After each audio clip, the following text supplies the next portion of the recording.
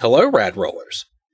I'm not sure if that's what we're calling you or not, but it sounds fun, so there we are. You may recognize me as the voice of Lonnie Haybear, your favorite nightmare and inadvertent weapon of mass destruction. The next few sessions, however, I'll be playing a different role, the Game Master. You see, when a mommy and daddy love each other very much and they have a very special and expensive hug, they can have a child. That's how my gym teacher explained it to me anyway. The point is, Dave has his own little atom bomb baby now. Being the caring and thoughtful individual he is, Dave is taking a little time off so player 3 can get the hang of the game of life. Dave and I have spoken about the Olin Islands arc for a while, and we decided there were a few fun things I could do during his paternity leave that could still keep everyone engaged while giving our new Papa some time to do Papa things. During the next few episodes, I'll be rubbing the game for my fantastic co-stars. Did I say rubbing? Running. Damn autocorrect. My hope is that this content will be marginally as entertaining as what Dave has produced thus far. That said, I invite you to sit back, relax, and let the Rad Rolls crew take you on a journey through Olin Islands.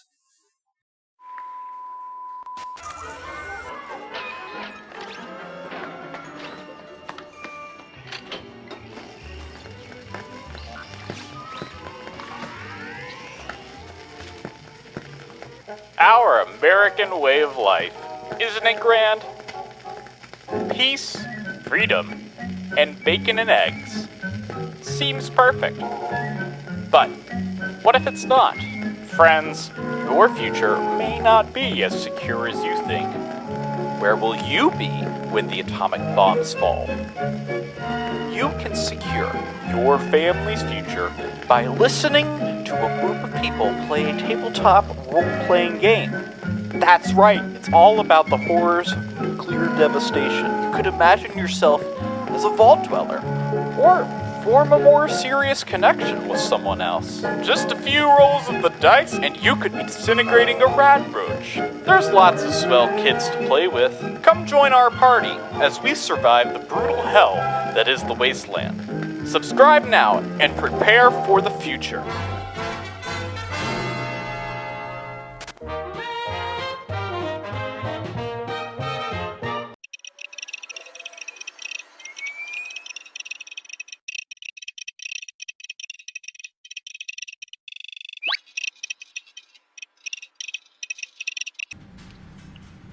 Our opener.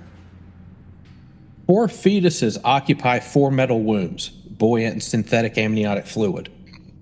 Embedded screens measure vital signs barely visible through the murk and low light of the labor room.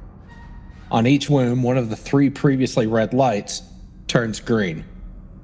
Oh, this must be the end of the line. You are in a pitch black room. You lay in a black velvet hammock. This is all you have known, and all you care to know. You are content. Your precious eyes, are accosted by a sudden stream of light from the firmament. Your eyelids stave off the assault. You have the urge to open your eyes for the first time to greet this new sensation, but a voice urges you to resist. Keep them closed. The fruits of the tree of knowledge of good and evil will burden you soon enough. It pains me to tell you that you are about to be bestowed the curse of consciousness. You are a goddamn miracle, a vessel of meat and bone and imperceptible currents that has navigated itself to the top of the food chain, only to ruin the experience with higher function. A second light turns green on all the machines. Lonnie, resilient, conflicted, a desire to impress. Take what is yours. Hazel, erudite, voluble, insatiable pursuit. Welcome to the archives. Clark, you are familiar to me. Violent, flashy. You will survive. Pep, how hedonistic of you. The apple was offered, and you and your lizard brain declined. Feel the future. The final lights turn green. An orange warning light signals that labor has begun. The fluid drains from the wombs while metal arms support the fetuses by the underarms. The fetuses are swaddled in dark blue clothes before being birthed through the top of the metal womb. There are no metal arms to catch the newborns. Instead, they lay unceremoniously scattered, unconscious, and rained on. Lonnie Haybear, what do you know? I know that's my name. Well, what people call me, what I've always been called as long as I can remember. I know that something about the Brotherhood of Steel. I'm a member. I was told to go to Rising Sun, but it wasn't called that until after I arrived.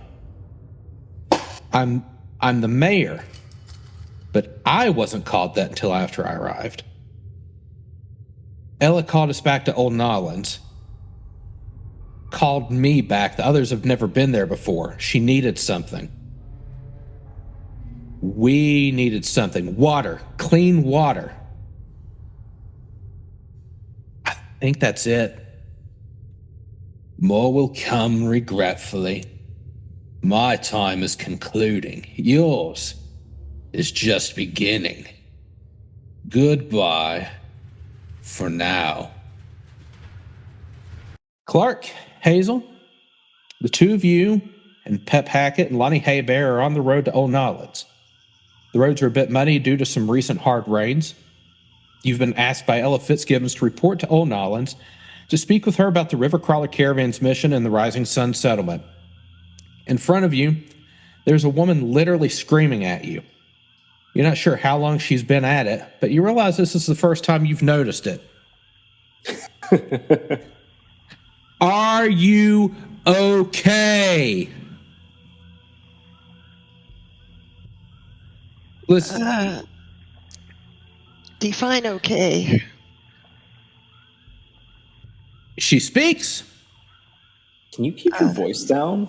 Yeah. Why are you yelling? Because you weren't listening. Are I you can't all listen to anything now? Fair enough. Destroyed my eardrum. All right, maybe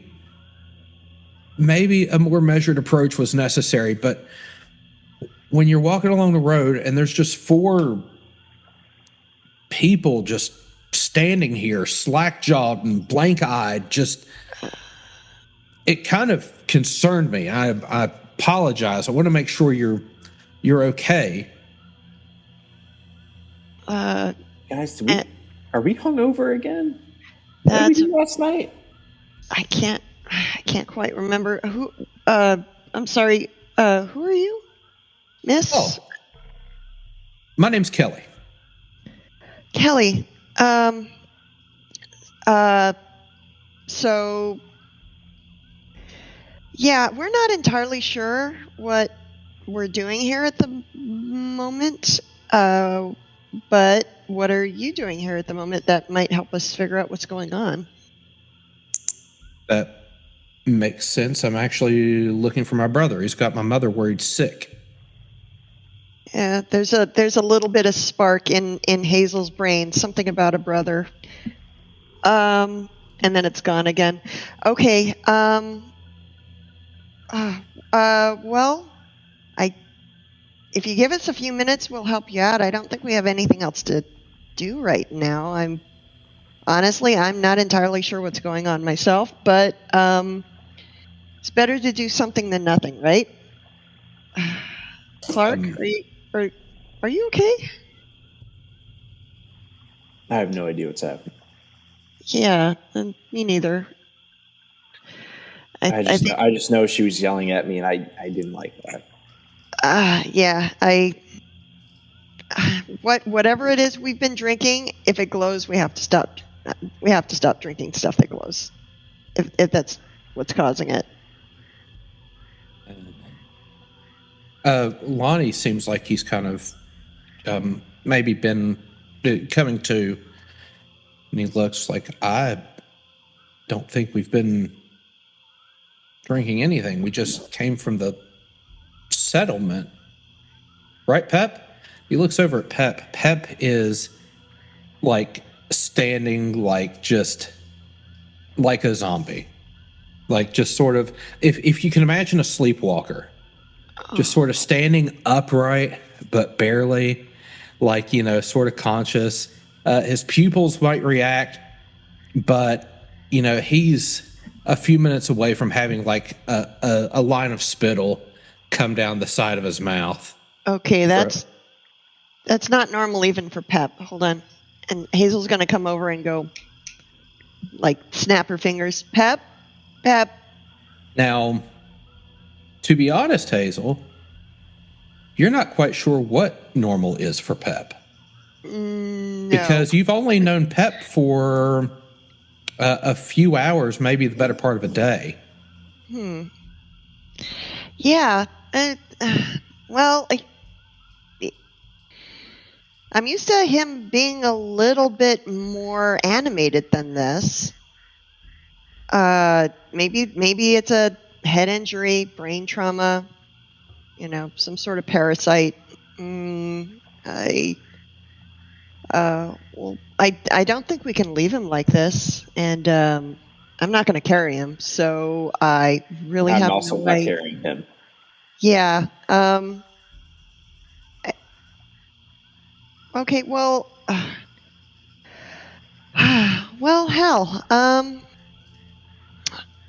We've got Ellie stuff pipes to up. do. I don't think I can carry him. Well, is there I don't mean to be rude, but You're about to be rude, aren't you? Says Kelly. You said we couldn't leave him here, and I'm not sure that we can. Lonnie will pipe up and say, I could probably give him the fireman carry. I mean, I've done that in basic. I mean, I might have to take a few breaks, but I could probably manage it. Yeah, that's fine. I can, you all elected me and for the, proverbial burdens, and why not the literal burdens as well, right? Okay, I'll assist you if I can. Well, do we need to do it right now though? Because we have someone right here we're talking to, and I mean, if I don't have to have him on my shoulders right now, that would be ideal for me.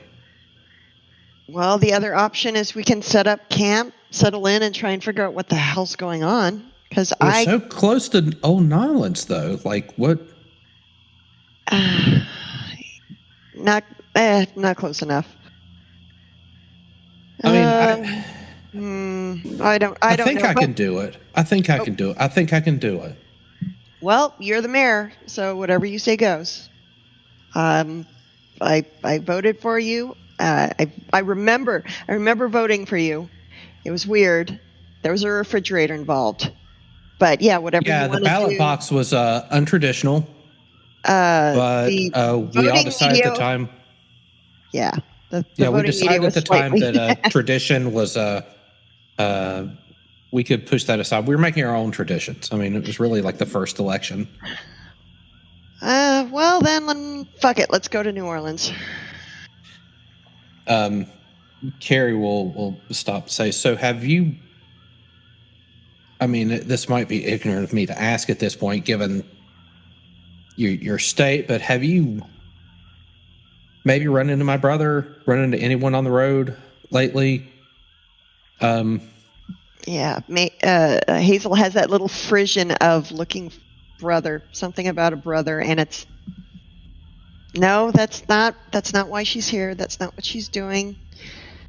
And then she kind of snaps out and goes, actually, as far as we can remember, the only other person we've seen recently was a super mutant, and he doesn't really bear a resemblance to you. Nice guy, though. No, not my brother. No, well. All right. No. Well, is Kelly human or ghoul? Did I say Kelly earlier? It's now Kelly. I think I wrote down Carrie. You did say Kelly. Okay, it's now Kelly. Kelly's humanoid. Kelly's great. She's human. Is she cute? Is she cute? Sure. Okay. Does she look? She's a Wasteland 7. Does she look travel worn? She's like a New York 4, but a Wasteland 7.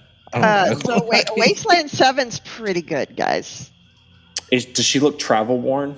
Has she like been outside for a while, or just it seemed like she's? Yeah, like she's her clothes and her like hands and stuff are a bit like muddy and grimy. Like certainly looks like she's not afraid to, get in there and do work and stuff. She doesn't look like a prissy like, I've got to be well manicured and that type of thing.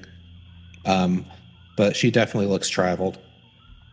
Well, seeing as this is, we don't remember too much, and it's early on. We haven't really built up a rapport with each other too much. Clark could probably be like stuck in his old ways, and he'll ask Kelly.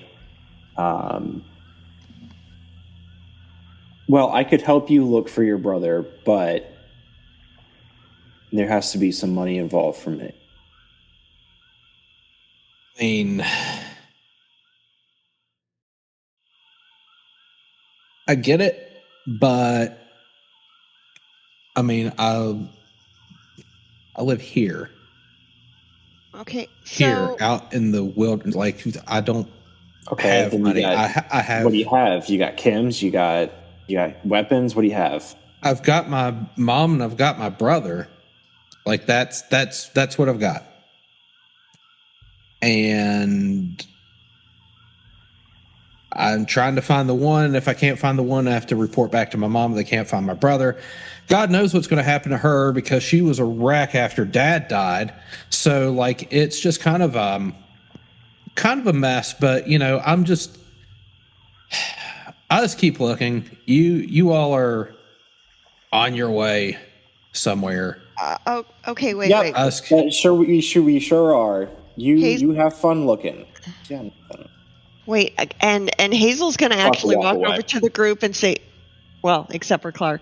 Hazel's actually going to go up to Lonnie, since he's the only other person who's like sort of paying attention and go, Yep. I feel really bad just we're supposed to be setting up a settlement. Like we're supposed to be making connections with the locals. She might even know a source of, clean water, stuff like that. She might have knowledge that can be exchanged instead of goods or caps. And that's really important too. So I hate watching her walk away and not helping. I'm kind of torn. Do I have your permission to help her out, to go with her? I know we're on the way to New Orleans, but we're obviously not going to get there anytime soon at this point. I mean, we are pretty close, honestly. Like we're pretty close. But I mean, I don't want to dissuade you from helping someone if that's what calls you. Well, I appreciate that, Lonnie. Here, hold on a second, and I kind of turn around and say, "Hey, Kelly." Yes. Yeah. Looking for your brother. Have you tried looking at New Orleans? I mean, it's kind of like the biggest target around here to aim for. Is there a chance you could have gone to the city proper, maybe? Because we're going that way anyway. You can just, travel with us. Super unlikely. City's been on lockdown for several days now. It's been on lockdown?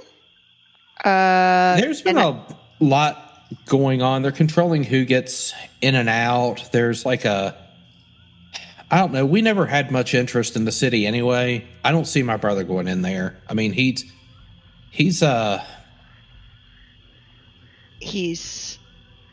what?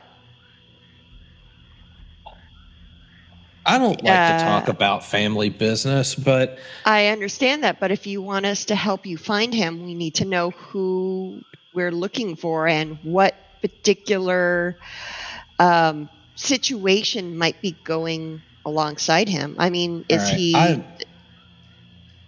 I mean, You know, is you he all don't have to go on a rescue mission here. I just asked if you've seen him. all right? And if I'll you tell haven't you. seen anyone, then I mean, I apologize for wasting your time. I'm just curious if you've seen No, him, and it doesn't sound like you have. It's not a waste of time, but I'll tell you what. So I guess we're going a different direction than you. But if we do happen across him, where will you be, or where's your mother, so that we can actually make sure that he gets back to you? I mean, if we see him, how do we contact you? I mean, he just needs to be sent home. I mean, I'm going to go home tonight because I can't see in the dark. I don't want to get ambushed in the dark. There's creatures and stuff out here in the dark, right? So, like tonight, sundown, I'm going to go home. I'm going to restart in the morning. Okay. Where's your home? You said you live around here, but you don't have to. You don't have to tell me if you don't feel comfortable. If I said near, would that be sufficient? If we set up a smoke it's got to signal, be sufficient. okay. I don't see. If we set up a smoke signal, or like blew up a Cordova, like right in this general vicinity, you'd probably hear it from your home, right? Maybe. Like a smoke signal, or a giant explosion. Yeah, a giant explosion, but I imagine that would. So you're within. So you're within the audio range of an explosion. That's all I needed to know. That narrows it down a little bit. Kelly's feeling like she's going to get hunted. All right. Yeah, Kelly's starting to edge away a little bit. So, I'm not saying I'm going to blow something up just to get your attention. I swear, it just... No, it really sounds like you're going to blow something up just for the hell of it, to get my attention. Smoke signals? Oh, okay. Have you looked at old Nolans? All right, full disclosure. Smoke signals? Full disclosure, I do have the tendency to sort of occasionally blow stuff up or, set stuff on fire, but not your stuff, so it'll be okay. Don't worry about it. But just letting you know, you know what? So now you're telling me there's a tendency and potential false nexus. Thank you all for your time. I apologize for bothering you. Well, I'd be a horrible person if I didn't totally tell you that I have the... Okay, all right. All right, I'll just tell you. Wow, it's really hard to be a good person in the wasteland. If we find your brother, and we know it's your brother, we will tell him he needs to go home. Yeah, tell him that his sister Kelly's looking for him, all right? And that his mother is worried sick. All right, thank you all for your help. That's what you want to call that. Anyway, you're very welcome. She takes a few steps away, cups her hands. Richard! And she goes down on all fours and gallops away. Okay, wait. Did she Excuse me, what? Did she just get down onto all fours and gallop away? Yes. And she thought I was weird for saying I blow shit up? Man, Louisiana's weird.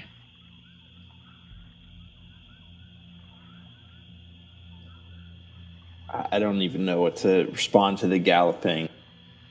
Clark is very concerned about numerous things that he overheard with that conversation. He's now traveling with somebody that apparently spontaneous explosions happen nearby. For science. He's just seen a woman gallop away like a pony, I suppose. He's not really sure what he's gotten himself into. And he's really having second thoughts at this point.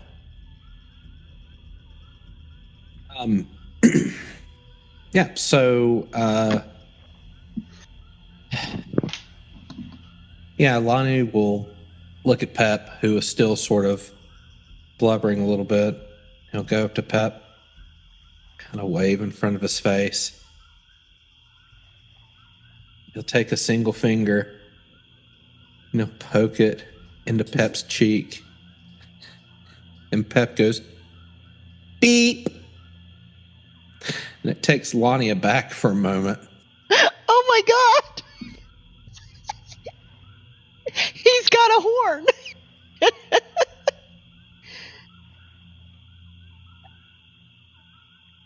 So Lonnie does the fireman's carry and reaches under the blue overalls with the yellow trim, grabs them up,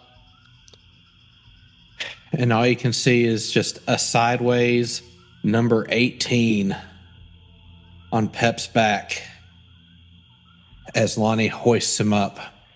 You notice that Lonnie is also wearing a blue jumpsuit with the number 18 on the back. Clark will look down, and is he wearing... You are wearing a blue vault suit. Um, Have any of you guys ever been to a vault? Because it really kind of seems like we were just in a vault. No? why I are mean, a we lot of people in wearing- Old Nolans wear this, though, so, I mean...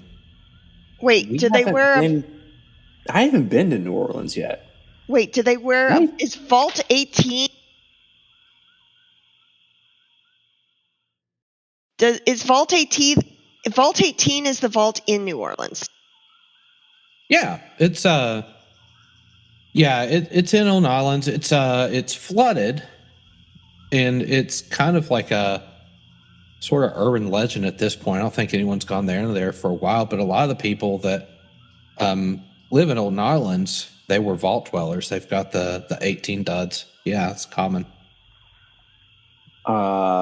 Okay, so is that where you got yours? I mean, I've never been down the vault, but like there's a bunch I'm sure they just brought the suits up. I mean, waste not, right? Yeah. Okay. But how... We came from the settlement, right? Everybody remembers that. Yeah. I don't remember changing out of my clothes at the settlement. But then again, I don't remember how we got here either. Oh, We walked. Okay, so Hazel's like, all right, so wait, we're wearing vault suits. Okay, so there's weird stuff about vaults. There's all sorts of rumors about all sorts of, like Vault Tech was really shady. There's all sorts of rumors about like experiments Vault Tech would do. Maybe we accidentally wandered across a vault that did something with our memory, if none of us can remember, and we're all very comfortably and fitted with these vault suits. Honestly, this is like a second skin. It's like it's like it was made for me, which is very unsettling. I don't feel comfortable in a vault suit, but I kind of do. Maybe either this is something that was some sort of vault experiment that messed with our memories, or it's like an amazing prank after a night of drinking heavily. Do we have our other like personal effects? So now's a good time to check your character sheet. Uh-oh.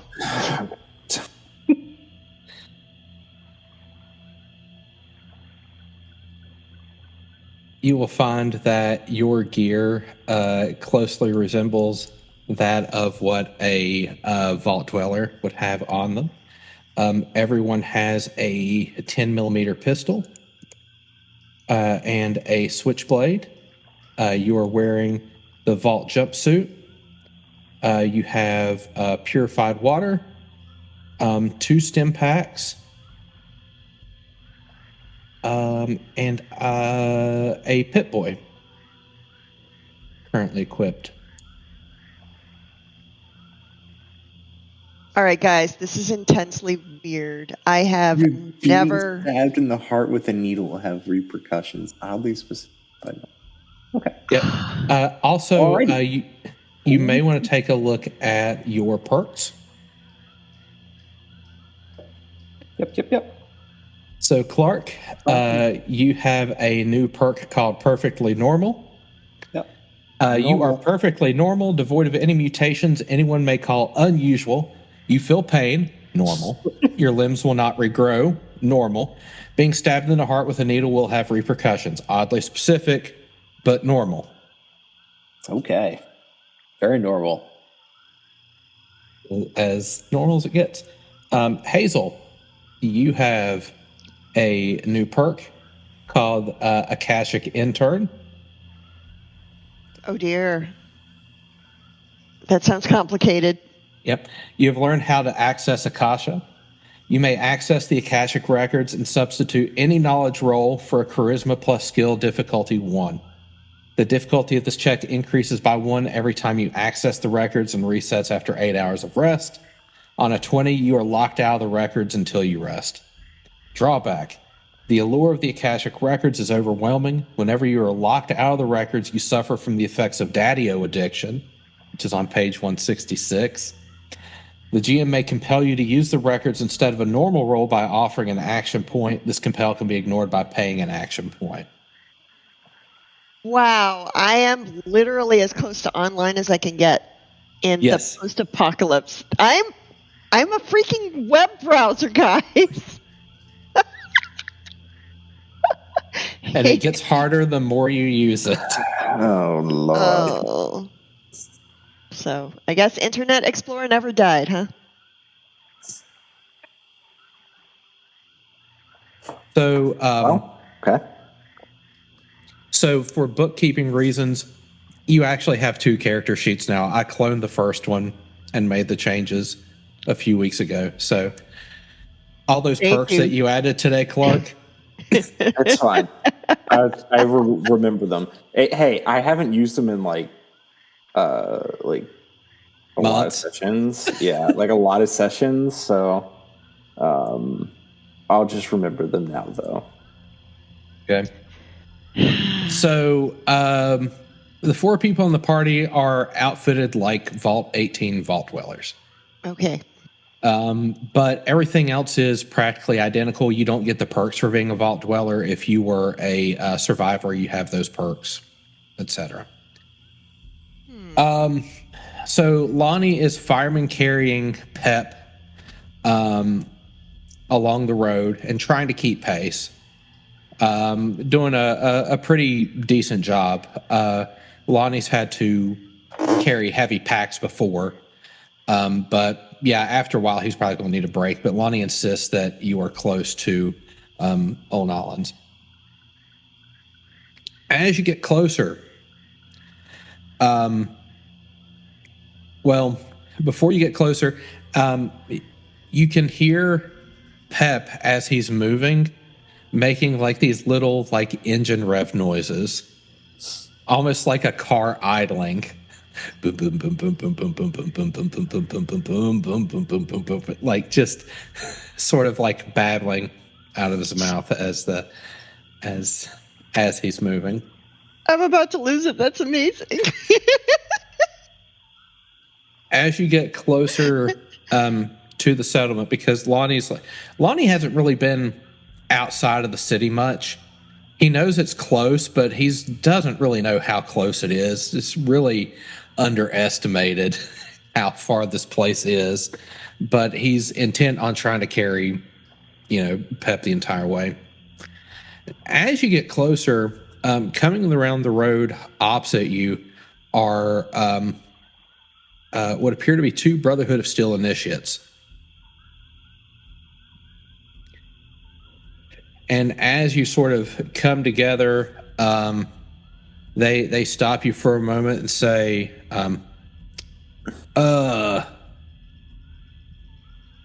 is Knight Lonnie Haybear here? And Lonnie perks up like, Knight? Lonnie, are you a knight? Did you not mention this?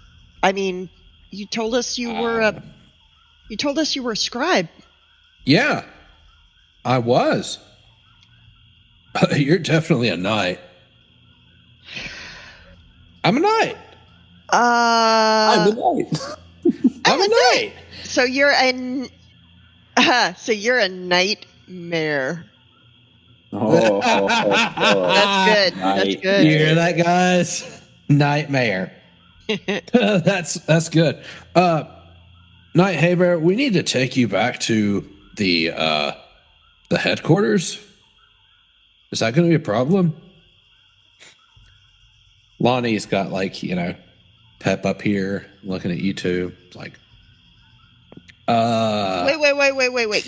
You're not taking him anywhere. He's on an assignment with us. And as far as I know, we go where he goes.